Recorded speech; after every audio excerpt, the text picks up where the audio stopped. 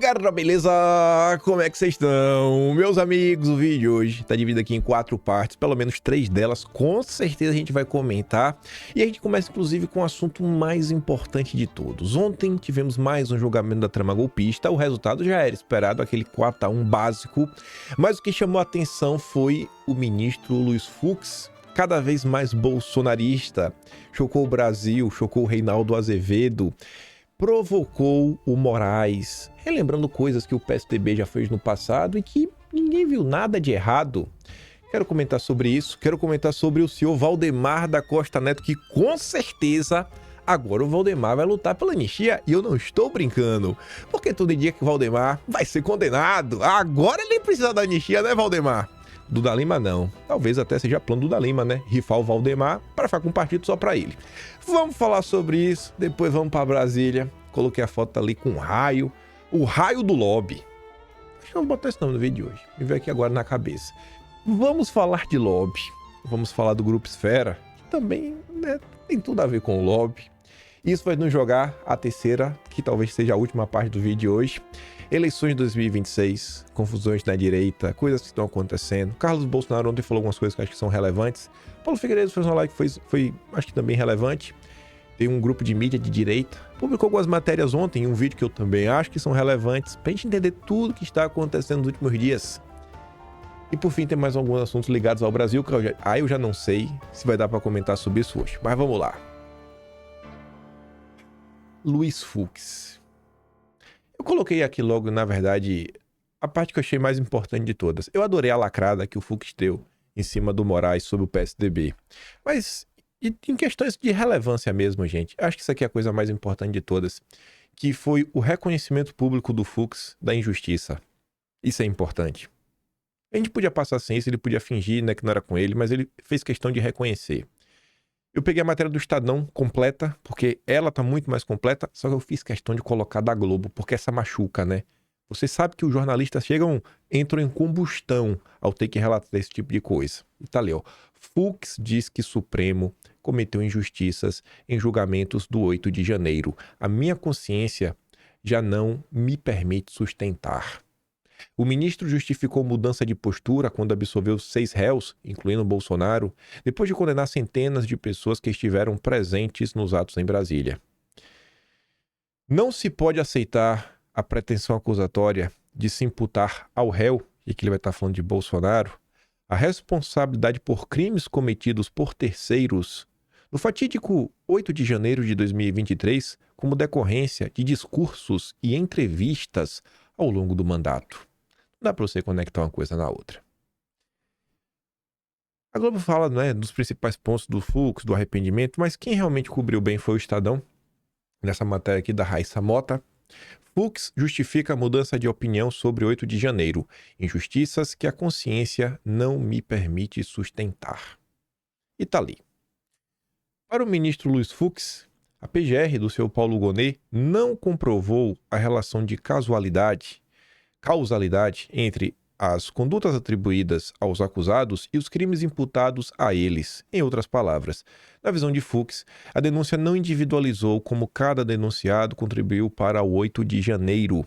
Desta vez, o voto de Fux foi pela absolvição total dos acusados. Posicionamento ainda mais amplo do que no julgamento do primeiro grupo, né? Que era o núcleo duro, o de Bolsonaro, quando pediu a condenação de 2 dos 7 réus, né, do Braga Neto e do Cid. Antes de se debruçar sobre as provas do processo, Fux fez um preâmbulo para justificar sua mudança de posicionamento. O ministro deu centenas de votos para condenar réus do 8 de janeiro. Ele afirmou que, com o tempo, ele percebeu que cometeu injustiças. E realmente, sem ironia, antes tarde do que nunca. Eu prefiro acreditar, por mais que seja difícil, que ele não percebeu o que ele estava fazendo. Que ele foi enganado pela Globo, pelos juízes auxiliares, pelo clima da época. Mas sempre há um momento aí de você tentar pelo menos corrigir as imperfeições. Há mais coragem em ser justo, parecendo ser injusto, do que ser injusto para salvaguardar as aparências da justiça, né? Ou da injustiça. Ministro Fux, o senhor não parece injusto. O senhor vai parecer injusto para petista, para Rede Globo, para o consórcio. Mas para os brasileiros de bem deste país, o senhor está sendo justíssimo nesse momento. O senhor realmente está salvando a cara da justiça.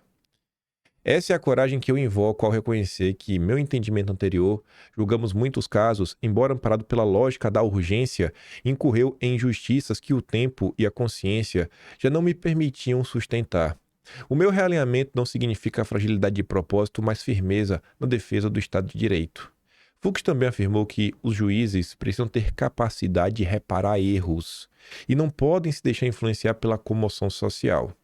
Não foi nem comoção, ministro, foi a Rede Globo. Foi a perseguição da Rede Globo, as mentiras desse grupo de comunicação que há de fechar um dia nesse país. Por vezes, em momento de comoção nacional, a lente da justiça se embacia pelo peso simbólico dos acontecimentos e pela urgência em oferecer uma resposta rápida que contenha a instabilidade político-social. Nessas horas, a precipitação se traveste de prudência e o rigor se confunde com firmeza. Aspas. Mas o tempo, esse árbitro silencioso e implacável, tem o dom de dissipar as brumas da paixão, revelar os contornos mais íntimos da verdade e expor os pontos que, conquanto movidas pelas melhores intenções, redundaram em injustiça no meu modo de ver. E eu acho que esse tempo tem um nome. Tem um nome? Não sei se seria o tempo de Deus. Talvez seja também um apelido.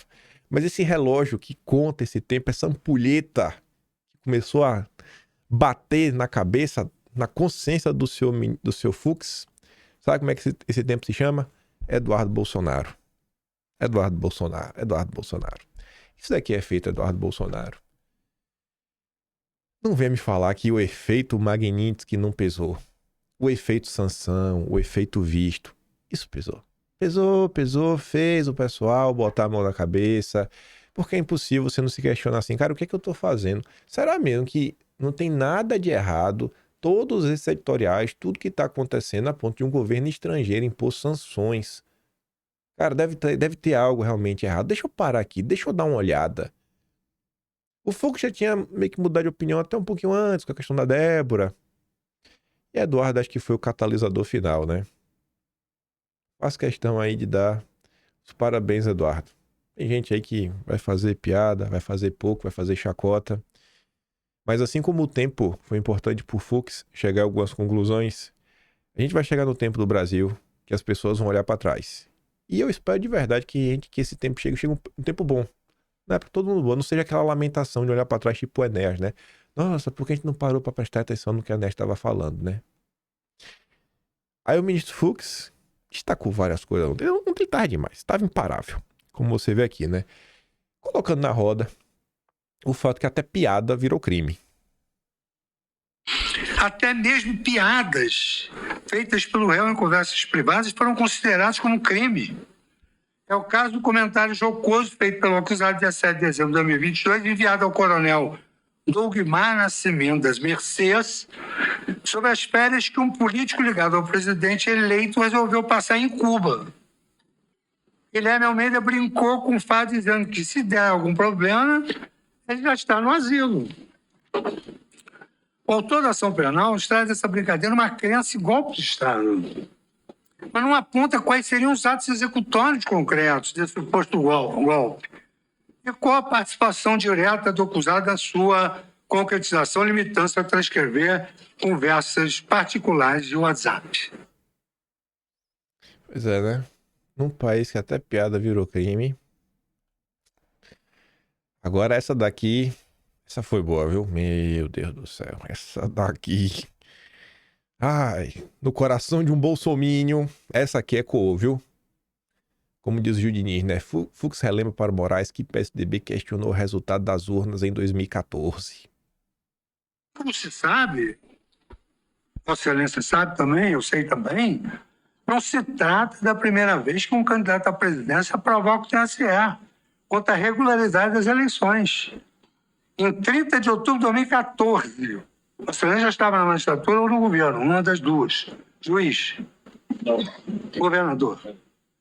Aquela corte eleitoral, ela foi instada pelo partido candidato derrotado à realização de uma auditoria especial. Naquela vez, era outro candidato. pelo partido candidato a derrota, a realização de uma auditoria especial de votação. Em vez de rejeitar de plano ou criminalizar qualquer coisa, ou impor uma multa bilionária e qualificá-la como ataque às instituições democráticas, o TSE tomou a sábia decisão de autorizar a auditoria. Se eu não me engano, eu acho que eu estava no TSE. Estava. E, posteriormente, apresentado seus resultados à sociedade, indicando não ter sido encontrada nenhuma fraude.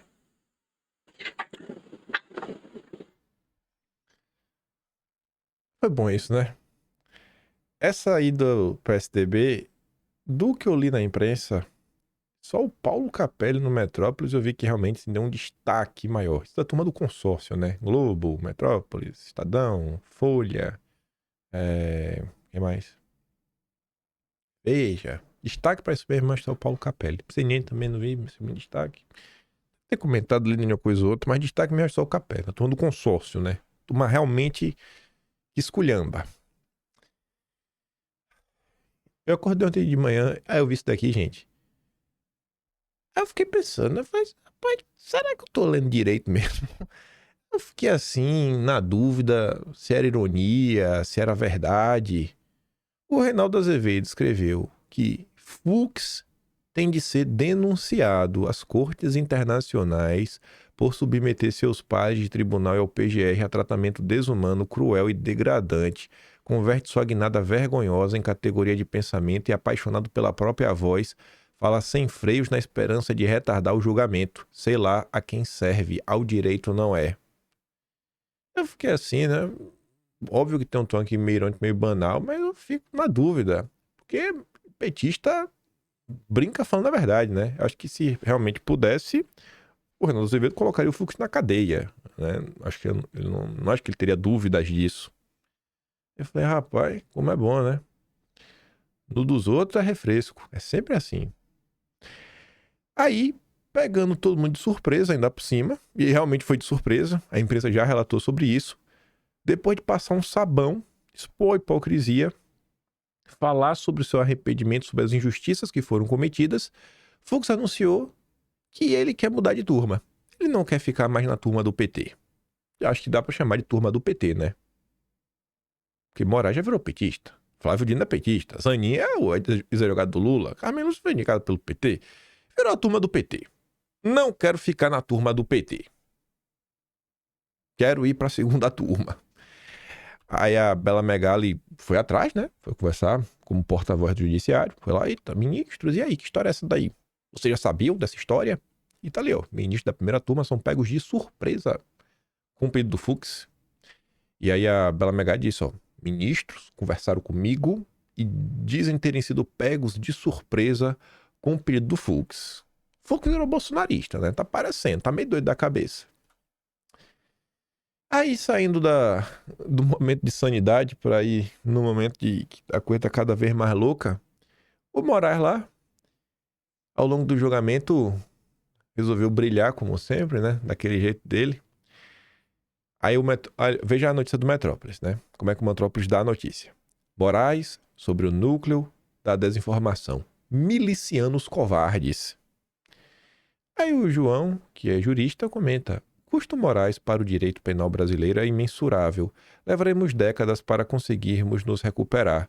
O povo assiste a esta cena e acha que é normal o juiz se referir ao réu com adjetivos pejorativos assim. Em primeira instância, era causa de nulidade. Agora é o novo normal. O cara pode xingar o réu e nada acontece. Outro jurista, o Enio, fala, né? Rapaz, eu acho que a imprensa tem que mudar o tratamento nesse tipo de caso, que é para evidenciar o absurdo. Em vez de Moraes sobre o núcleo da desinformação, miliciano covardes, o título da matéria tinha que ser Juiz xinga o réu durante o julgamento.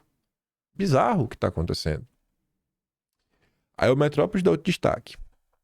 É mentira que ataque às urnas é liberdade de expressão, é crime? Fiquem atentos, viu? Fiquem atentos. Tá ali, né? Julgamento do núcleo de desinformação.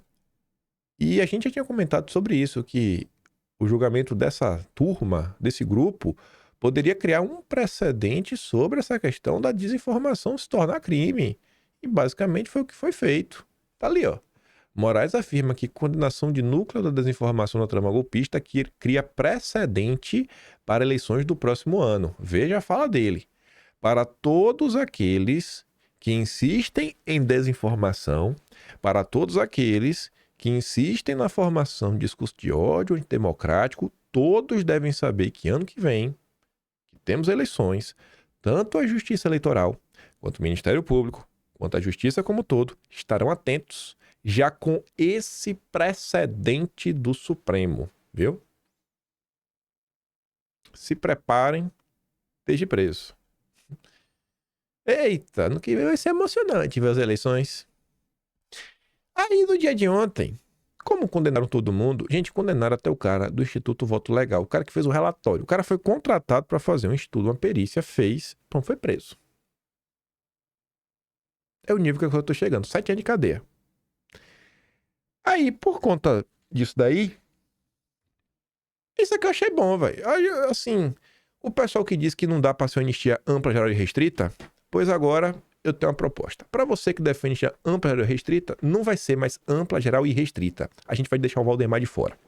Agora a anistia vai ser pro Brasil todo, menos pro Valdemar. Pronto, não vai ser mais ampla, geral e restrita. Podemos deixar o Valdemar ser preso.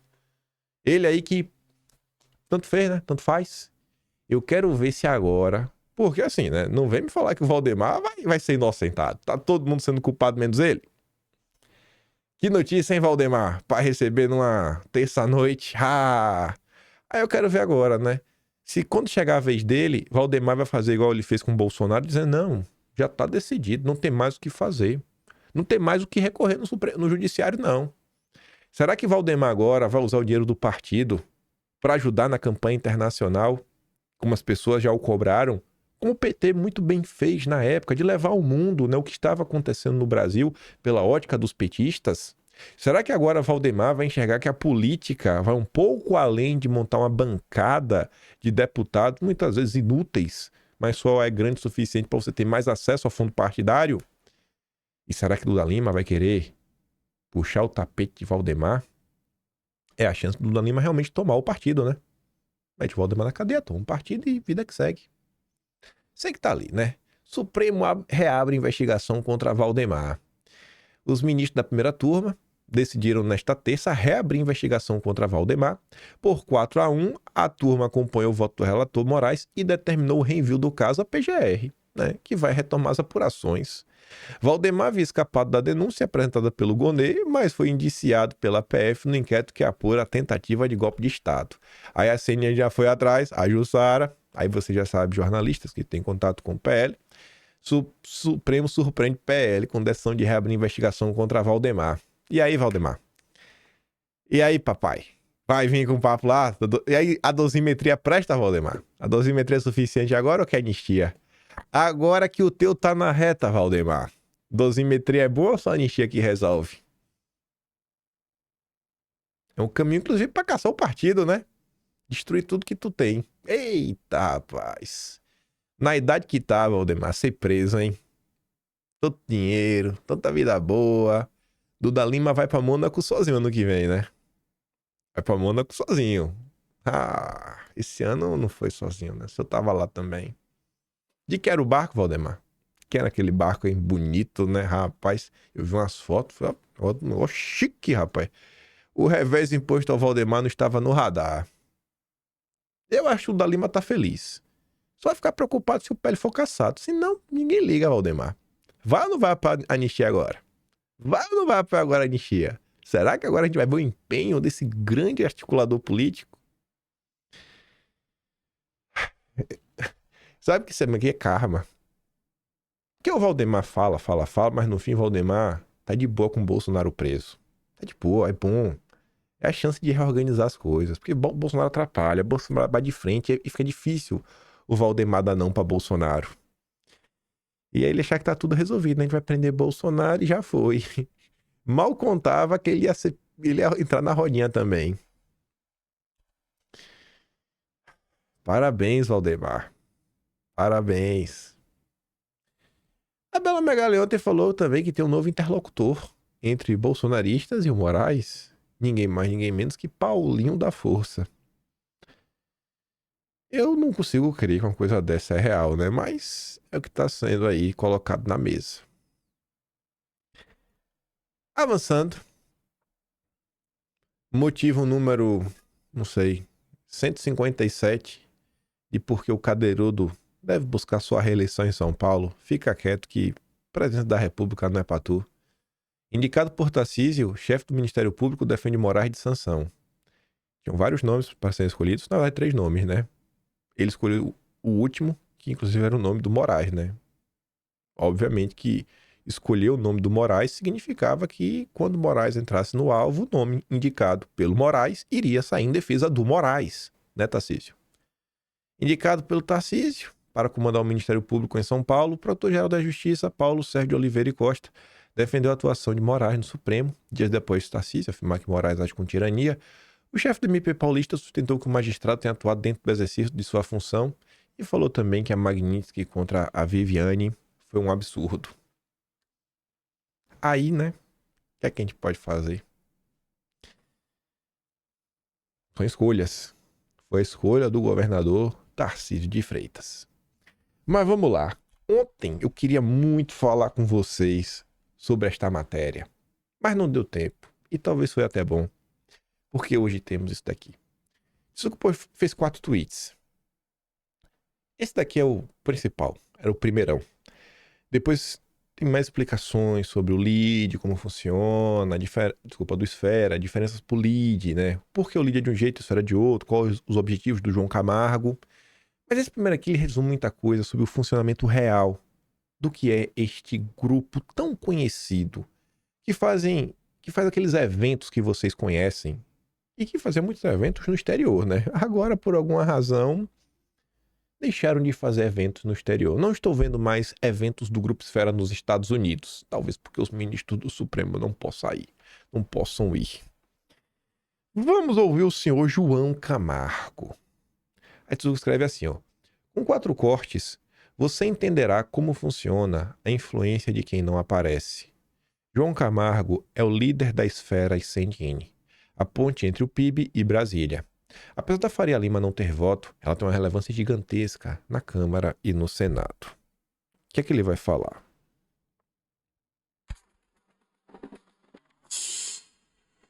Nunca deixei de gostar da política.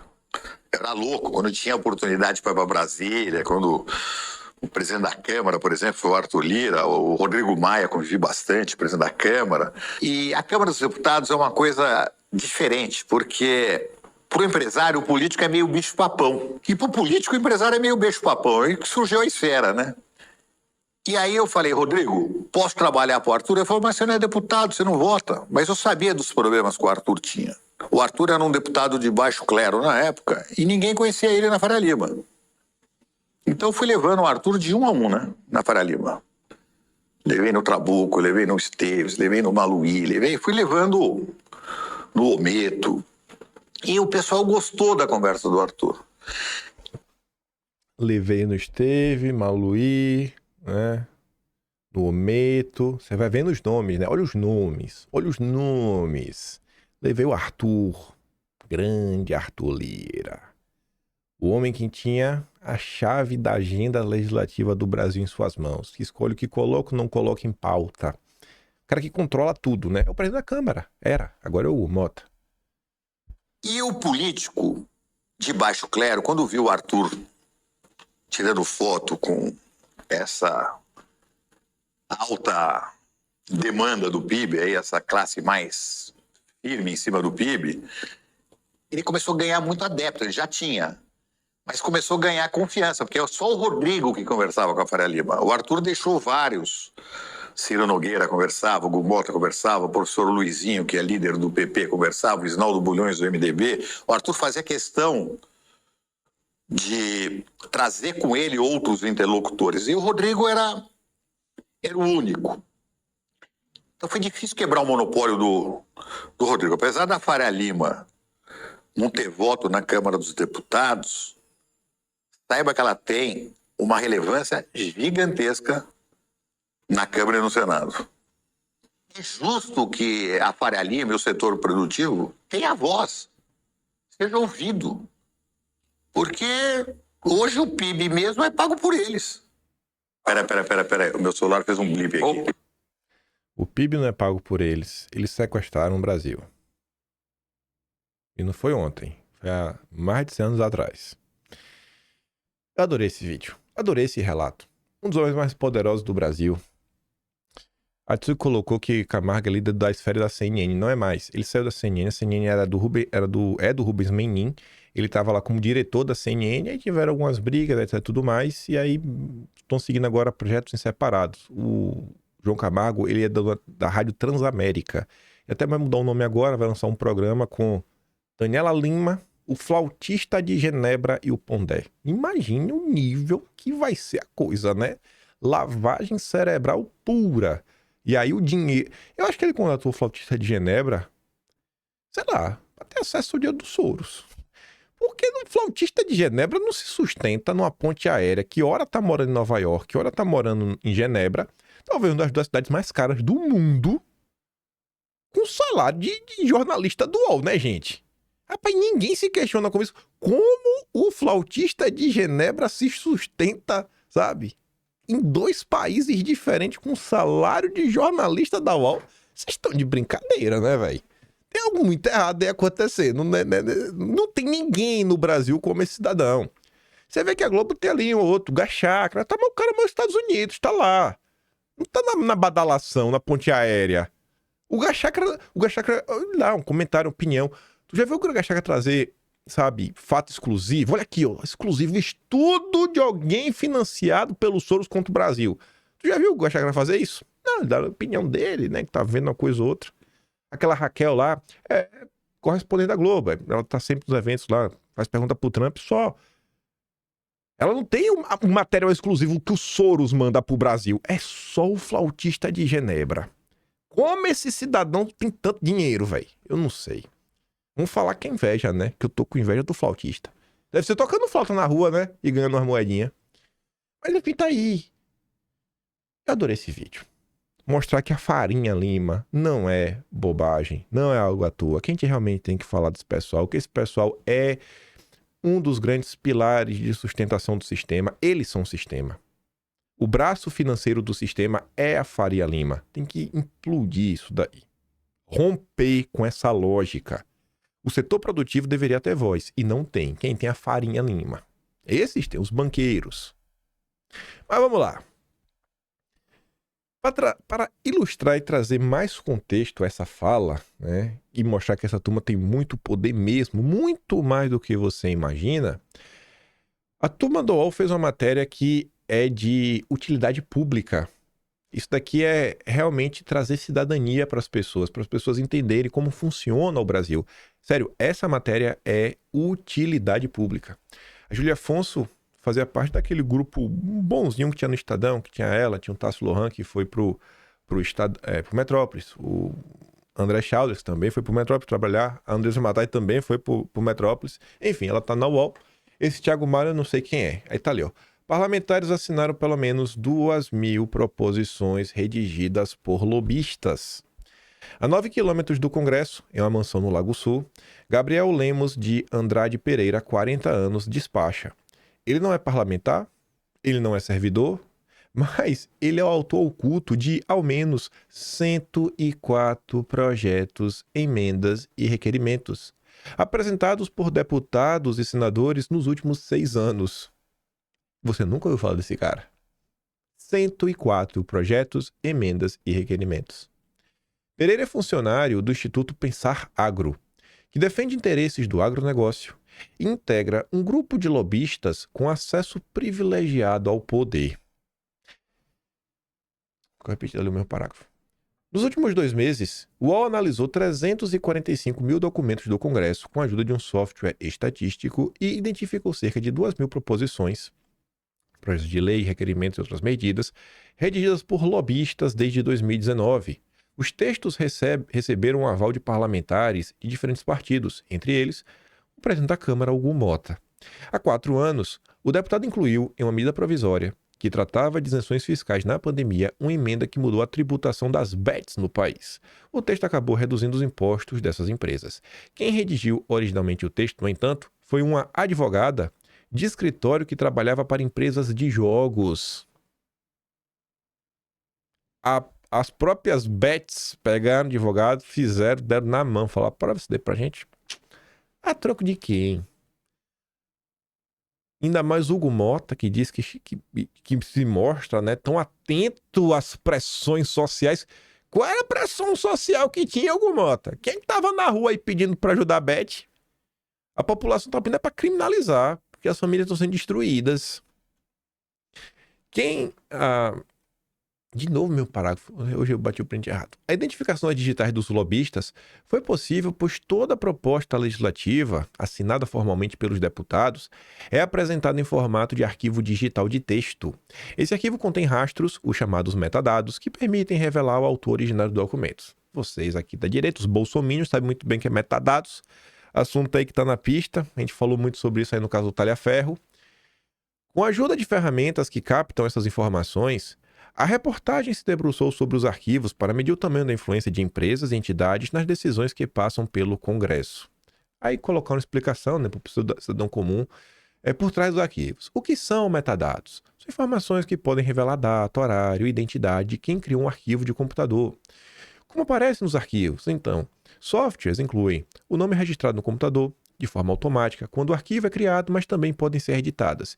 Estão sempre presentes? Não. Os campos de autor podem aparecer vazios. Nestes casos, não é possível identificar a origem do arquivo. Aqui é só um exemplo, né, de quando você faz o levantamento. Aí tá, né? Aparece o nome do arquivo, 22-2340479.pdf, o tamanho do arquivo, a data de modificação, a data que o arquivo foi acessado, as permissões que o arquivo tem, RWX, read, de ler, W de escrever, X de executar. Acho que é de executar, execução. Não lembro qual o X é para quê. Mas enfim. É PDF, extensão, tá. A versão do PDF foi feita, a linguagem que tá, PTBR. Aí você vê, ó, quem era o autor dessa proposição? Um deputado? Não, a CNI, Confederação Nacional das Indústrias. Aqui é um dos jornalistas da matéria, né? Até onde vai o papel do lobby no Congresso? Identificando mais de 2.000 propostas. Aí ele mostra aqui só para vocês verem como é um arquivo de metadados. Voltando para a matéria. E aqui eu já faço um disclaimer também. Não necessariamente toda proposta é ruim. Pode ser que a lei seja boa. O grande ponto disso daqui é entender o funcionamento de Brasília. Entender que o povo não tem lobby. O povo não tem lobby. Todo mundo tem, menos o povo. Por isso que dificilmente você vê medidas a favor da população avançar. O povo não tem organização.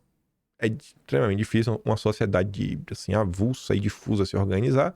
Então esses grupos com dinheiro e organizados, eles têm muito mais poder e muito mais capacidade de direcionar a agenda, a pauta, que é o que o João Camargo do Grupo Esfera revela. O grande poder da Farinha Lima. Aí fala, né? Outra proposta para zerar tributos de remédios veio por emenda do Luiz Felipe de Orleans e Bragança, mas foi escrita por um funcionário do Sindicato da Indústria Farmacêutica. Isso aqui não é necessariamente ruim. Pô, zerar em tributo. Se no final do dia você conseguir entregar para a população, ótimo. Mas não sei se esse era o resultado final. É só para mostrar. Até mesmo na direita isso também rola. Algo parecido ocorreu no projeto que previu o cancelamento do programa de alimentação saudável nas escolas. A assinatura era da deputada federal Roberta Roma, mas o texto veio da ABIA, Associação da Indústria de Alimentos. E isso daqui é aquela coisa, né? Parece aquele projeto de lei que quer cancelar essa alimentação saudável para comprar comida industrializada, né? Que a indústria de alimentos, né, quer vender sua comidinha pro governo. Isso aqui eu não sei se é bom, não. Parece suspeito, viu? Do PL. A sugestão de alterar a proibição de venda de dados de saúde foi elaborada pela superintendente jurídica da Rede Laboratórios DASA, representando a Associação da Indústria de Tecnologia e Saúde. O lobby é uma atividade legal no Brasil, mas sem regulamentação e transparência. Os parlamentares não têm obrigação de divulgar as agendas e, com isso, a sociedade fica sem saber quem eles receberam nos gabinetes. Não sabemos com quem interagiram em encontros sociais e muito menos de onde partiu o texto das propostas legislativas que eles apresentaram. É direito de qualquer pessoa ou empresa tentar influenciar o debate legislativo. O problema é quando isso ocorre sem dar transparência a essa influência e quando o acesso aos congressistas é desigual, segundo especialistas. Entidades empresariais estão por trás de quase 60% dos textos de lobistas identificados pelo UOL, que a partir de hoje publica uma série de reportagens para mostrar as digitais do lobby. É só a primeira. Hugo Mota e as bets. Aí tá ali. O Jabuti, apresentado pelo seu Hugo Mota, ao MP convertido em lei em 2021, criou uma nova forma de tributar apostas de cota fixa, aquelas em que o apostador já sabe de antemão o prêmio. Na prática, a mudança reduziu impostos sobre as bets. No Congresso, Jabuti é o jargão usado para um texto sem relação com o objetivo original do projeto. O tema da MP em que Mota incluiu o artigo sobre bets era sobre medidas para lidar com efeitos econômicos da pandemia. Tu vê como é que funciona Brasília, né? O cara pegou uma questão de saúde pública e enfiou mudança de imposto de bet. O arquivo digital da proposta, o deputado carrega o nome de Bárbara Teles no campo do autor. Aspas. A gente representava empresas do setor de apostas que tinham interesse na medida, explica a advogada Bárbara Teles, redatora da medida que na época trabalhava no escritório MJ Alves e Burli. Hugo Mota é do Partido Republicanos. Isso é importante. Por quê? Falaremos. A aprovação da medida foi uma vitória para as bets, atendendo ao pleito de que não fosse feita uma tributação sobre todo o dinheiro apostado, mas sobre a arrecadação bruta depois da premiação paga aos apostadores. O setor argumenta que o Brasil adotou um padrão praticado internacionalmente. Bárbara Teles, que também trabalhou na Bet, Rei do Pitaco e na Associação Brasileira de Fantasy Sport, afirma que normalmente buscava parlamentares menos conservadores. Por que ela buscava parlamentares menos conservadores, né? Talvez porque os conservadores não vão apoiar esse tipo de medida. Bets, jogo do tigrinho, destruindo famílias, destruindo vidas, um dinheiro que não está indo para o setor produtivo, que não está indo para o bolso do povo. Do povo, né? Do povo. Aí olha o que ela diz, ó. Ela diz, porém, que apesar da bancada evangélica ser em princípio contra apostas, o Republicanos sempre foi um partido aberto a conversar e entender os pleitos do setor. Por que isso é relevante? Pois neste momento, mais uma vez, está se discutindo tributação e impostos. E quem é o relator da regulamentação de plataformas? Várias, que envolve dinheiro. É do Republicanos. Olha a coincidência. Relator diz que para de regulação de plataformas vai incluir todos os aplicativos. Só vai ficar de fora o OnlyFans. Será que o OnlyFans... Rapaz, o OnlyFans... Eu acho que isso não é palavrão, né? É só reescrever mesmo. Gente, o OnlyFans é um aplicativo de prostituição online. Não é que você vai sair com as pessoas que estão lá, mas eu acho que não sai, né? Mas as pessoas estão vendendo, né, imagens, vídeos de seus corpos. Eu acho que é uma espécie de... Não é bacana esse tipo de coisa. E o Republicanos, o partido da igreja... Dá para Marcos Pereira continuar à frente desse partido? Como é que os fiéis da igreja permitem que uma coisa dessa aconteça, sabe? Não é pegando no pé, porque realmente não dá. Aí você vê a matéria do lobby e fala, agora faz sentido, né? O Republicanos, né? Você vai conectando as coisas que acontecem no dia a dia. Você lê uma coisa e fala, eita, eu lembro de ler alguma coisa sobre o Republicanos. Eu lembro que tem tudo a ver com essa história do lobby. Aí vamos voltar. Reforma tributária. Lobbypalooza. Todos os dias, congressistas apresentaram mais de uma centena de propostas legislativas. Só na Câmara foram 61.469 documentos em 2024, o que equivale a 168 por dia. Entre documentos apresentados desde 2019, a reportagem identificou 2.176 arquivos, em que metade em que o metadado de autor indica o nome de um lobista ou de uma entidade interessada no assunto. Só na reforma tributária, o UOL encontrou 357 emendas relacionadas a lobistas. Está entendendo como é que funciona a criação de leis? A prioridade? O que é que as pessoas querem fazer nesses eventos do Esfera, do LIDE? O que a Faria Lima faz e opera? Esse é o Brasil. E eles utilizam dos jornais que eles são donos ou comandam indiretamente porque são os maiores anunciantes para pautar a pauta que eles querem avançar com a narrativa que eles querem avançar. Uma delas partiu do IBP, Instituto Brasileiro de Petróleo e Gás. Aqui um exemplo até de uma coisa boa, de um lobby do bem. E uniu congressistas de campos políticos opostos, PL e PT. Não é pro PL e PT da junta, porque realmente tem que ser uma medida que fuja da questão ideológica. E fala assim, ó, Pazuello e Quaquá, eles assinaram juntos 5 textos de autoria de Matias Lopes, executivo da IBP. E isso era o quê? Eu digo que era bom porque era um ponto que eu estava defendendo na reforma tributária, que deveria ser modificado, senão o povo ia acabar pagando mais na gasolina. Os textos tentaram retirar o imposto seletivo do petróleo e gás natural, ou pelo menos da exportação desses bens. Pazuello e Quaquá confirmam que a emenda veio de solicitação do IBP para apoiar o setor, um dos que mais contribuiu para o fortalecimento da economia. Matias Lopes também aparece em arquivos de 4 outras sugestões sobre o mesmo tema. Enfim, Pazuello, Valdemar Oliveira, Altineu assinaram a emenda com os digitais do IBP. As demais foram apresentadas pelo Kataguiri, do MPL, Veneziano Vital do Rego e Messias Jesus. O IBP conseguiu aprovar o fim do imposto seletivo na exportação dos combustíveis, mas a norma foi vetada pelo Lula. É um miserável, né? Ou seja, o petróleo continuou com o imposto seletivo, nacionalmente para exportação, tinha derrubado, o Lula foi lá e passou por cima. Isso é importante. Então você vê como é que funciona, né? Quando tem importante, o Lula vai lá e veta. Não, vai ter que meter imposto aqui, ó, para lascar com o povo na gasolina. A matéria tem mais algumas coisas e depois fez um levantamento, né? As 5 entidades com mais digitais na autoria de emendas. Vou começar por baixo, o CNI. Poxa, CNI é muito importante, a Confederação Nacional das Indústrias. Indústrias, em qualquer país, poxa, é um setor-chave, emprega muita gente, ajuda realmente a garantir uma soberania nacional em diversas áreas. Porque se você não consegue desenvolver algumas coisas, alguns itens e tecnologias tipo GPS, cara, você tá na mão dos outros. Você resolvendo desligar o GPS, você tá perdido. Você tá perdido, simples assim. O mundo de hoje, sem chip de computador, você faz o quê? Nada. Você não tem celular, você não tem computador. Sem computador você não trabalha. Você não tem carro. Até geladeira hoje já tem chip. É um setor essencial.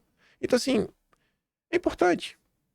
Mas não é o setor com maior quantidade de projetos até então.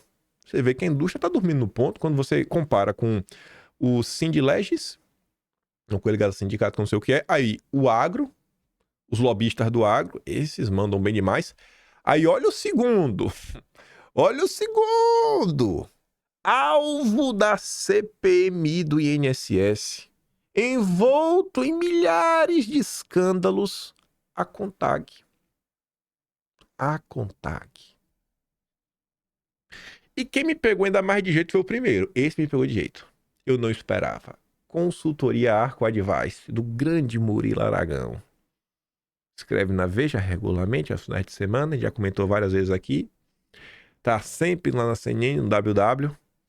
Eu ficava me perguntando, tá um Zé Mané desse, só fala bobagem, só faz, sabe, narrativa atrás de narrativa, anti-bolsonarista doente. Aí você fala, entendi agora porque a Arco Advice tem tanto poder, rapaz. Eles têm algum tipo de acesso no Congresso que outras pessoas não têm. A Arco Advice nadando de braçada. Esse é o Brasil. Ser antissistema é bater de frente com toda essa turma. Eu acho que desse aqui só devia conversar com o CNI. Sabe, ter algum canal de diálogo entre a direita e a indústria brasileira. Pelo bem nacional, pelo bem e desenvolvimento nacional. Mas vamos lá, vamos falar da direita. Vamos falar um pouquinho de algumas tretas também. Ontem, Carlos Bolsonaro, mais uma vez, se pronunciou sobre várias coisas. Para mim, aqui, então, um dos melhores comportamentos em termos de políticos. Por mais que o Carlos seja aquela pessoa que não fala as coisas citando nomes e sobrenomes para evitar confusões maiores, eu acho que ele normalmente consegue falar de um jeito que para bom entendedor meia palavra basta. E, assim, totalmente perdido as pessoas não ficam. Tá aí um cara que, em todas as confusões, ele dá algum pitaco, pra pelo menos deixar as coisas minimamente organizadas. O Carlos ontem falou o seguinte, né? Cara, eu abri mão de toda uma carreira política. Afinal, são 7 mandatos de vereador e hoje, quase 25 anos dedicados ao legislativo. É uma trajetória que acredito ter sido histórica, batendo recordes de votos e superando minhas próprias votações. Obviamente, tendo um líder me guiando. O cara consegue reconhecer o papel do Jair, né? Que parece bobagem, mas a gente sabe que não é. E ele tá colocando aqui, obviamente, para destacar isso, né? Porque você vê o Cleitinho já pagou a dívida dele com o Bolsonaro. Não tem mais nenhuma pendência, não. Tenho plena convicção de que minhas decisões foram fundamentais para ajudar na eleição de inúmeros parlamentares e políticos. Foi mesmo. Fala um pouco sobre isso. Os quais, em sua esmagadora maioria, jamais conheci, crendo apenas que, por seus posicionamentos, poderiam ser bons para o futuro do país e para o fortalecimento de nossos ideais ao longo de mais de 2 décadas. Mesmo que para isso, eu tenha renunciado a um futuro certo e estável, sem jamais agir por capricho ou interesse pessoal. Hoje, infelizmente, vemos que muitos daqueles a quem ajudamos nos tratam como se fôssemos descartáveis. Ainda assim, não me arrependo de absolutamente nada do que fiz. Agir esperando algo em troca, cara, isso não é algo digno. Deixo aqui apenas uma reflexão sincera sobre o cenário político atual, uma verdadeira alvenaria de interesses, e sobre o sofrimento que essa realidade tem causado não só a mim, mas também à minha família. Um forte abraço a todos. E o sofrimento é fácil de ver. Eu já ir preso, doente, né, sofrendo, Eduardo exilado. É fácil de entender o que está acontecendo. Aí vamos lá. Vou dar um exemplo aqui que eu acho que vai ser fácil de vocês entenderem. Imagina os dossiês históricos que eu já fiz. Você já deve ter assistido algum, não é possível. Pelo menos um.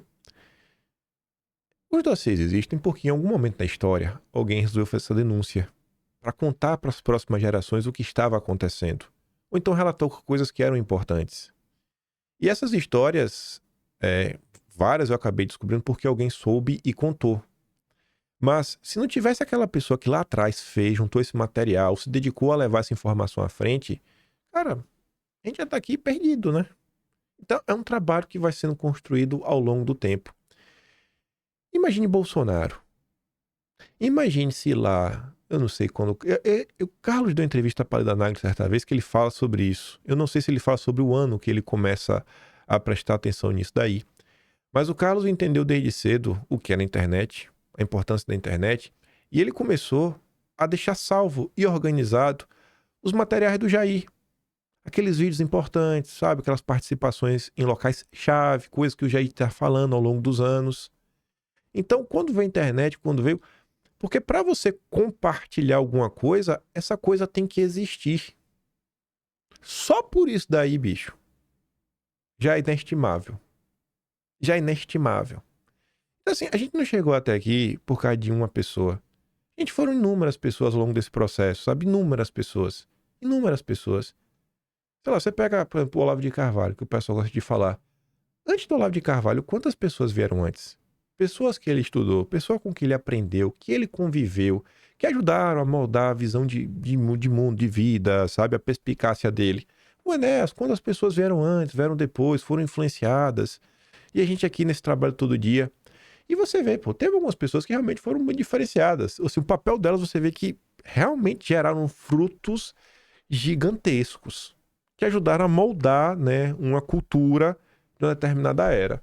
Um desses aí, com certeza, foi o Carlos Bolsonaro. Fora o trabalho dele administrando as próprias redes sociais do pai, né, que eu acho que, de forma assim, indiscutível, é o político mais popular de todo o Brasil. Os números estão aí, né? E não são os números só de redes sociais, né? É só olhar o que o Jair faz quando o Jair resolve pisar na rua, né? O povo vai atrás. E aí você tem que aturar um monte de gente aí que chegou agora, sentando na janela, aqueles bocó de internet que não sabe nada, falando, não, no Bolsonaro eu voto, mas na família não. Um cara que vem me falar isso, sabe? E aí quando a pessoa me falta com respeito, eu não levo a sério nada. Tem um recorte, coisa. Uma galera que viu, que gosta do Jair e tudo mais, né? Adorou. Assim mesmo, tem que responder assim. Mas tá circulando na internet. O Carlos também postou isso aqui ontem, né? Hoje estou com meu pai. É comum ver as pessoas insistirem em eliminar politicamente Bolsonaro da equação política, pois já abusaram e usaram de quem os permitiu chegar até aqui. Aqueles que não citam seu nome a falar do tabuleiro, perceba, bom sujeito não é. Que Deus lhe dê força para continuar o que sabemos que ainda não acabou, está longe disso. Podem tentar, mas aqui há uma barreira em prol da justiça em seu nome e contra o sistema permitido. E aí um exemplo, para ilustrar o que o Carlos está falando, olha aqui, ó. Vamos ser francos? Gazeta do Povo, Revista Oeste, Braddock, Fio Diário, eu, Bárbara, Timeline, Paulo Figueiredo, Paula Marisa. Nenhuma dessas pessoas dura um dia sem o bolsonarismo. Nenhuma dessas pessoas, nenhum desses grupos é grande, independente o suficiente para sobreviver um dia sem um bolsonarismo. Devia ter um pouco mais de respeito. Devia ter um pouco mais de respeito com o bolsonarismo. Olha para isso aqui. Com Carlos Bolsonaro, PL Santa Catarina ensaia monopólio com 2 candidaturas ao Senado. Você vê, né? Um monopólio, um negócio assim meio ruim. Aí você dá no voto de confiança. Não deve ser uma crítica, deve ser só uma bobagemzinha. Aí vem, né? O Brasil precisa parar de adorar entes políticos como Lula e Bolsonaro. Vocês aí, viu? Vocês têm que parar de adorar Bolsonaro, velho. Cegado, é? Cegado, é? E você acha que para por aí? A Tsuki postou, fui lá ver. Acho que é o Pousonoff, esse careca, não sei se é. Briga expõe decadência do bolsonarismo raiz.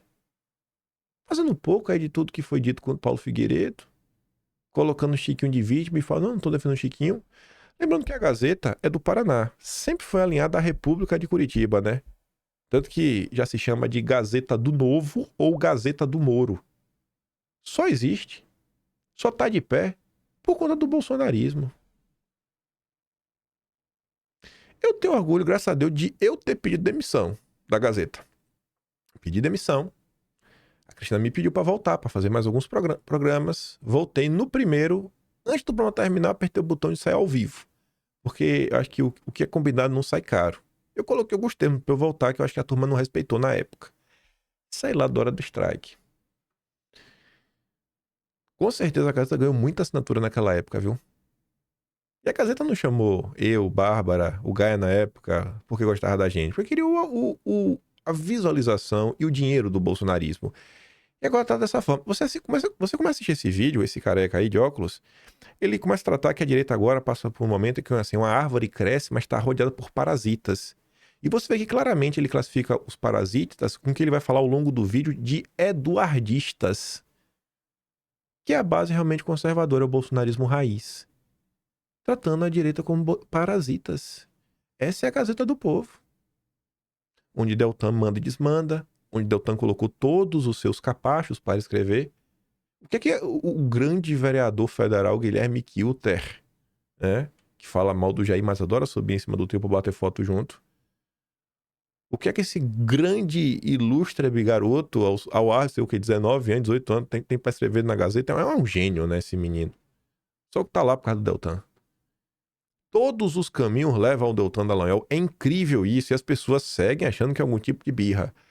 Tá igual o Piu Piu e o Frajola. Tá o Frajola em frente ao Piu Piu. É o Deltan, né? Pô, acho que eu vi um gatinho. Será? Não, acho que será. Será que o Frajola é um gato mesmo? Pô, o Frajola tem bigode de gato, orelha de gato, olho de gato, dente de gato, cara de gato, pelo de gato.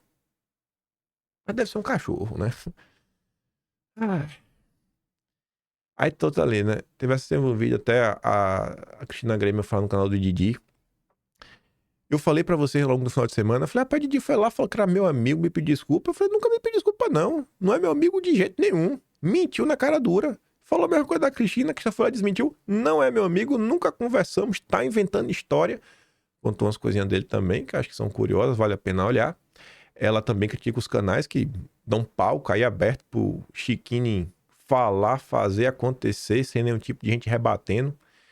Aí você vê o Vinícius coloca assim, ó, mais confusão, Cristina Grêmio rebate desmente de Jefferson Chiquini. Aí diz, ó, típica de bolsonarista. Pronto. Já fizeram o mesmo com Bebiano, Moro, Weintraub, Joyce e Santos Cruz. Você tá vendo? E o pior que a Cristina nem disse, ela disse que ela não é bolsonarista não, ela é jornalista profissional. E pronto. Na hora de falar mal é o bolsonarismo. Vamos unir a direita aí, gente. Vamos unir a direita aí, vai. Vamos unir a direita. Vamos unir a direita. Tem um vídeo pra gente falar de unir a direita. Paulo Figueiredo falou sobre isso ontem. Paulo Figueiredo está tendo seus dias de Kim Paim. Não é pra não, Figueiredo. Tô nessa pista aí tem mais tempo, viu? Na pista aí dos embates. Você tá chegando agora. Mas enfim, a treta aí parou no Metrópolis. Lideranças de direita que apoiam o Bolsonaro trocam acusações. Aí comenta, né? Eles brigaram, aí trocaram acusações após se desentenderem sobre o caso do Felipe Martins. Aí eu quero comentar isso daqui para mostrar uma decisão do Paulo Figueiredo. Ele deixou de transmitir o seu programa em um determinado canal. Paulo Capelli, um jornalista do consórcio, mas é um jornalista mais de direita, um jornalista do consórcio conseguiu fazer juízo de valor, dizendo, ó, o embate começou quando Paulo Figueiredo afirmou que a inserção dos dados do Felipe Martins pode ter sido fruto de uma falha e não necessariamente um ato criminoso para prejudicar o ex-assessor. E Figueiredo argumentou que, independentemente da origem, o caso Martins já seria grave por si só. Você vê, o Paulo Capelli consegue fazer juízo de valor e entender o que o Paulo Figueiredo está falando. Um cara do consórcio. Coisa que gente da direita não quer fazer porque quer ficar de bem com todo mundo. Aí Chiquinho citou que a hipótese levantada por Figueiredo atrapalha a tese central, que haveria um conluio. O ápice da tensão ocorreu durante um debate, mediado pelo Superman. Na live, Chiquinho chegou a sugerir suposta proximidade de Figueiredo com Gilmar Mendes. Paulo Figueiredo então rebateu, afirmando que tem atuado para que Gilmar seja alvo de Magnitsky. O jornalista conservador também acusou o advogado de supostamente colocar interesses eleitorais acima dos da defesa de Martins. Ao fazer isso, disse que Chiquinho pretende disputar uma vaga ao Senado pelo Partido Novo no ano que vem. Procurados pela coluna, Chiquinho e Paulo se manifestaram pelo fim das hostilidades, embora os tons foram diferentes. Aí, olha a cara de pau do Chiquinho. Isso é passado, águas passadas. O nosso foco é o mesmo. A vitória da direita e liberdade por Martins. Já está tudo resolvido. Não queremos mais tocar nesse assunto. Figueiredo é muito respeitado por toda a direita e Felipe é herói da direita. Nosso objetivo é comum. Agora é respeitado? Cara, não tem como. Você chamar o cara de vagabundo, ladrão, bandido, lavador de dinheiro, rabo sujo, que foi solto pelo Gilmar Mendes. Rapaz, não tem como virar a chave, agora ele já se torna uma pessoa respeitada. Não dá. Não dá. Já Paulo Figueiredo falou, ó, eu tô acostumado a entrar em choque com picareta. Pablo Marçal, Swat Baguncinha, falando aí do Marcos Duval, Oswaldo Scroc, né, Oswaldo Stack, o Dr. Chilique. Picareta, Dr. Chilique é só mais um. Picareta e estelionatário. Não pretendo voltar ao assunto e gastar meu tempo com o Dr. Chilique. Aí, né, o Paulo Figueiredo, anteontem, e aí ontem ele explicou, primeiro postou assim, ó, atualização. A partir desta terça, Paulo Figueiredo Show não entregará mais a grade do Fio Diário e, portanto, não será transmitido pelo canal deles no YouTube. Continuaremos a transmissão normalmente por todos os demais canais, só não do canal do Superman. E aí depois ele explicou isso daí, né? Deixa eu ver, peraí. Não, bota esse aqui primeiro. Primeiro a explicação e depois eu volto naquele ali. Acho importante falar sobre isso daqui. É um defeito na sua alma porque você está mais escandalizado por eu ter usado palavrão do que pelo fato do Dr. Chilique ter me acusado de lavagem de dinheiro, de parceria com Gilmar Mendes, com Alexandre de Moraes, de ter dito que eu fui preso na Lava Jato, de ter debochado pelo fato de eu ter tido meu passaporte cancelado e não poder retornar ao meu país, de ter me acusado de agir em conluio com violador de direitos humanos que eu tenho gasto a minha vida combatendo. Mais do que isso, não é que as pessoas estão mais escandalizadas pelos palavrões. O que eu percebi, o diagnóstico que eu faço é o seguinte. Paulo Figueiredo, você tem que olhar que você, né, também, muitas vezes age com muita arrogância, com muito ego, sabe? Pode parecer que é autenticidade, mas ego é arrogância. Quando você manda que o Jair é o rei do caracu, você deixa muita gente incomodada. E aí, as pessoas têm o direito de se incomodar, Mas aí eu vou dar também agora a razão ao Paulo Figueiredo. As pessoas incomodadas pelos ataques, que, me perdoe, irmão, eu acho que passa do ponto da crítica e vira ataque. Na verdade, eu acho que vira tentativa de humilhação. Então, quando entra nesse modo de ataque barra humilhação do Bolsonaro, as pessoas, elas perdem a capacidade de raciocinar e elas tomam raiva de você e ficam na posição contrária porque olham que o que você falou do Jair. Eu fui ler vários comentários e eu vi muita gente comentando sobre isso. Ah, mas Lau, primeiro foi... Aí fala com o Jair e tudo mais, agora isso, aquilo, outro. Muito mais escandalizado que o xingamento, as pessoas tomam birra por causa disso. E as pessoas estão erradas em julgar o Paulo Figueiredo nesse episódio por essa birra. Saiba separar a discordância que você tem do Paulo Figueiredo, pelo que ele fala do Jair, do que está acontecendo nessa treta. Saibam separar. Saibam separar. Uma coisa é uma coisa, outra coisa é outra coisa. Saibam separar. Essas são as pessoas que por muito menos xingam alguém no trânsito, xingam alguém porque discorda das suas opiniões, xingam até porque o juiz não marcou pênalti pro time de futebol. Mas não, quando tem alguém te difamando, te acusando de cometer crime, aí não pode xingar, aí é demais. O sujeito prudente, é sofisticado, é moderado. Está todo mundo errado. Os dois lados têm um ponto. Pessoa que acha que todo mundo tem que ter o mesmo grau de respeito. O grau de respeito para tratar o Papa Leão XIV é da mesma forma que você trata o Marcola do PCC. Mas no fundo você não acha dessa forma, né? Respeito é para quem dá respeito. A pessoa falar de forma bonitinha, sem levantar a voz, mas te imputar crime, a pessoa não tá te respeitando. A pessoa que te xinga te respeita mais do que quem te imputa crime. Porque imputar crime é uma coisa que muita gente às vezes acaba acreditando. Então você realmente está destruindo, sabe, o caráter, a imagem daquela pessoa perante várias outras. Xingar não, é só ali do calor do momento. Não saber, gente, separar isso é um erro muito grave da direita. Muito grave. Muito grave mesmo. Deveria saber separar uma coisa da outra. Achar que xingamento tá no mesmo patamar de imputação de crime. Dessas pessoas, eu quero dizer a vocês, e vale pro público, eu quero distância.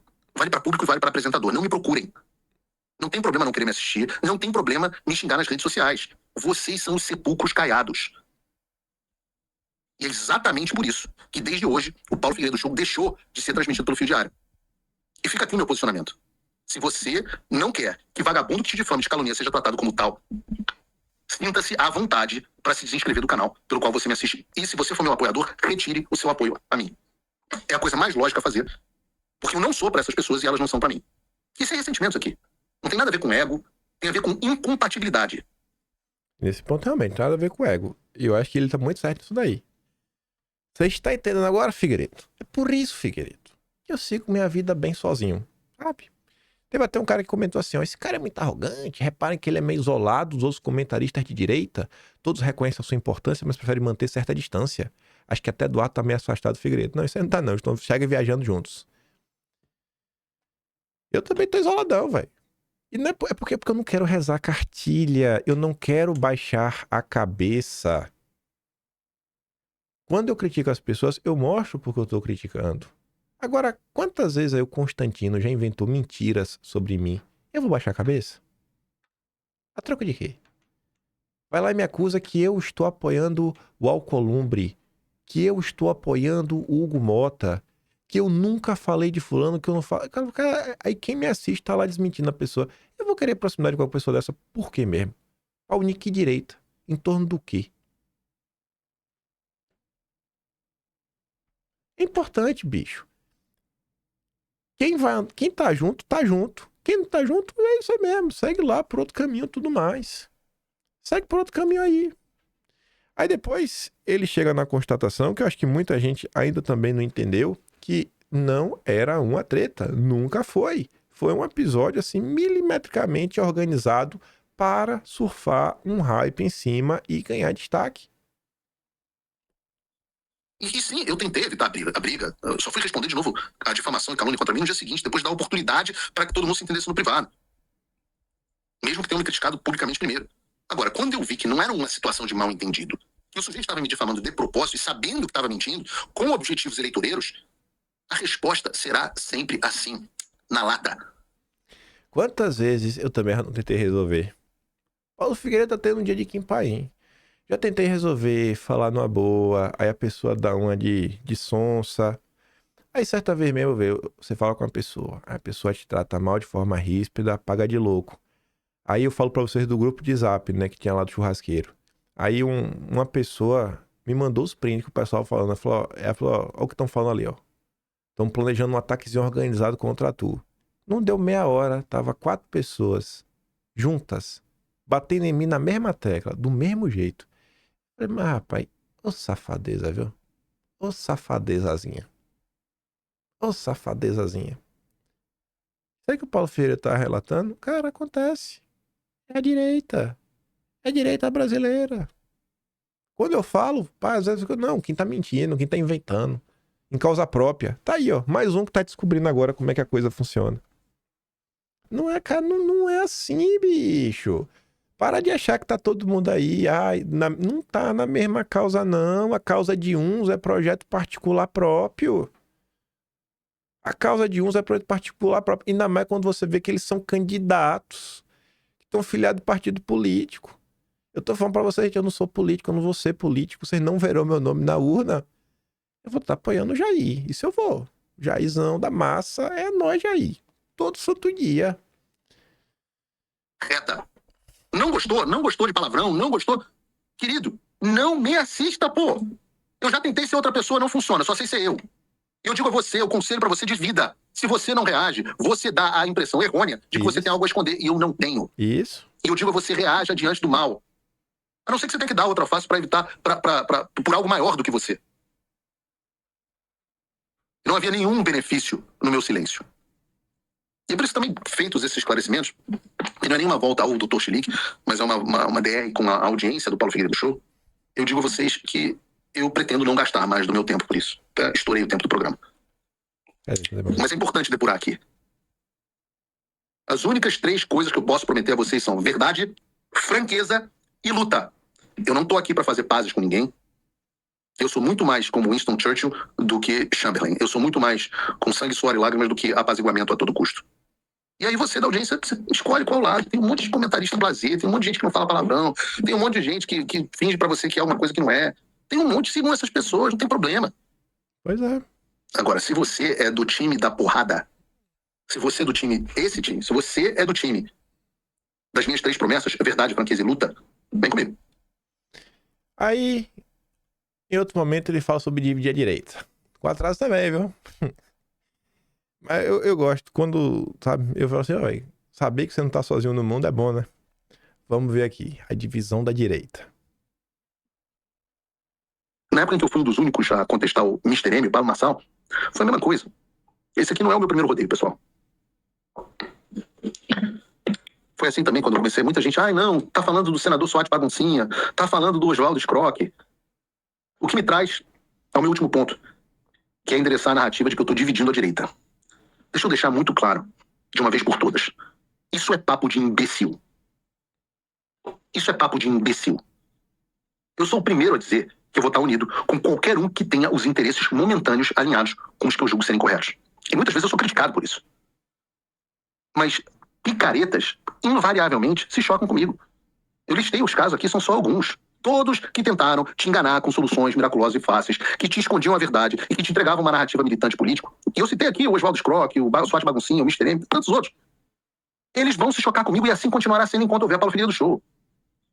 E sim, eu tentei evitar a briga. Eu só fui responder de novo a difamação e calúnia contra mim no dia seguinte, depois de dar oportunidade para que todo mundo se entendesse no privado. Mesmo que tenham me criticado publicamente primeiro. Agora, quando eu vi que não era uma situação de mal entendido, que o sujeito estava me difamando de propósito e sabendo que estava mentindo, com objetivos eleitoreiros, a resposta será sempre assim, na lata, reta. Não gostou? Não gostou de palavrão? Não gostou? Contar. Paulo Figueiredo, isso aí tá indo no modo fácil. Na minha treta com o Roberto Jefferson tentou me incriminar. Não é que ele me imputou o crime, ele tentou me incriminar. É um passo além. Na época, o Roberto Jefferson, eu não vou falar, é um jornal do consórcio, ele chegou a inventar uma história, falar pra um jornalista, uma mulher, de um jornal, toda uma história, E aí a pessoa chegou a viajar para descolar essa história. E aí, por milagre do Espírito Santo, uma pessoa que eu conheço estava jantando com um amigo, acredite se quiser, esse ou essa jornalista, consórcio, tá nesse jantar, desculpa, tava nesse restaurante, se encontraram, tá fazendo o que aqui na cidade, não, isso, e daí começou a relatar, não, história de um jornalista aí, da Austrália e tudo mais. Aí a pessoa que me conhece viu e desmontou a história contando pro outro lado. É o nível de coisa que acontece. Na hora que isso aí aconteceu lá atrás, pergunta essa turma que tava no PTB, que também era a mesma turma apoiando aí o Pablo Marçal, se alguém tomou minhas dores, se alguém veio tentar me ajudar, se alguém quis bater de frente com o Roberto Jefferson, o errado era eu. O brigão era eu. O PTB com tudo a ganhar, que eram os votos, cargos, né, mandatos, e eu só denunciando que tinha uma coisa muito errada acontecendo. Essas histórias, gente, elas se repetem com mais frequência do que eu acho que todo mundo deseja. E mais uma vez você vê que claramente tem um objetivo eleitoreiro. E aí, só para terminar aqui e colocar esse último vídeo, que ele vai comentar sobre isso, né? É triste que uma cadeira de senador no Paraná valha tanto. O trabalho é de longo prazo, e eu acho que as pessoas vêm aqui porque elas encontram informação verdadeira. Quem quiser militância política, eu não sou o local. Tem muitas pessoas nas rádios, nos lugares que fazem isso.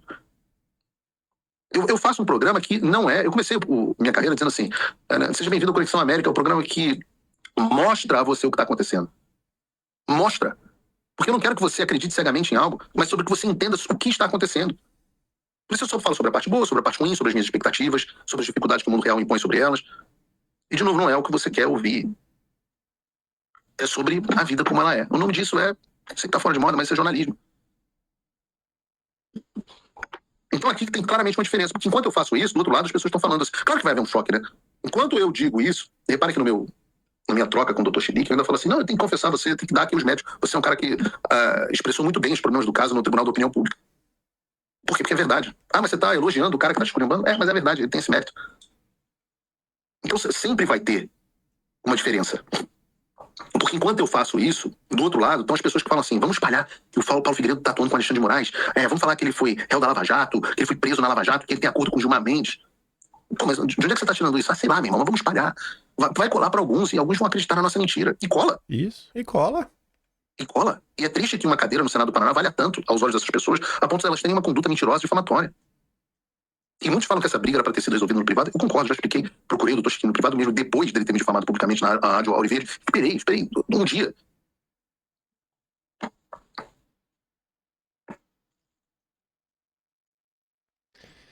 Essa é a direita brasileira. E eu me pergunto até quando as pessoas vão seguir, gente, nessa insistência de achar que todo mundo é bem intencionado, que todo mundo está lutando pela mesma causa, por isso, por aquilo outro, etc. Sabe, aquela ladainha, acho que você sabe que não é verdade isso que está acontecendo.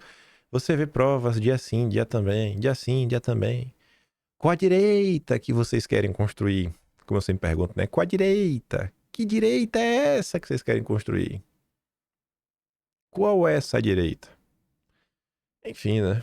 Eu achei que eu prego a forma aberta. A direita brasileira deveria chutar o Deltan Dallagnol, rejeitar usar a coleira do Deltan, porque tá demais tudo que vem sendo feito.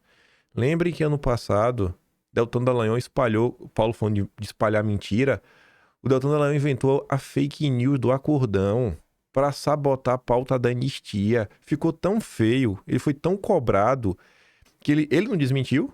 Aí ele chamou a Carol de Tônio e o Rodrigo Valadares para falar, não, eu tô espalhando isso, é verdade ou mentira? Tô espalhando, ele que tava espalhando.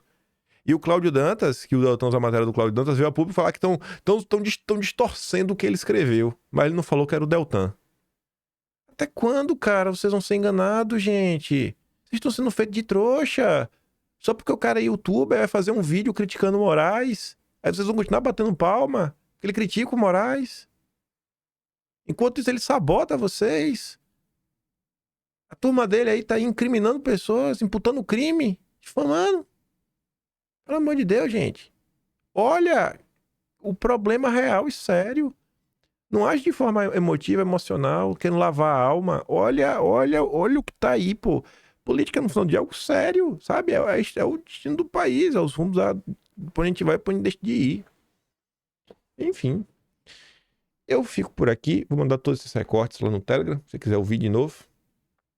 Se gosta do meu trabalhinho, quiser dar um pouco mais, pode estar membro do canal, tem um botão de valeu, tem um Patreon na descrição e tem um Atlas Brasileiro, kimpaim.com.br. Vejo vocês amanhã e fiquem com aquele grande beijo, abraço, tamo juntos. Valeu, meus amigos. Fui.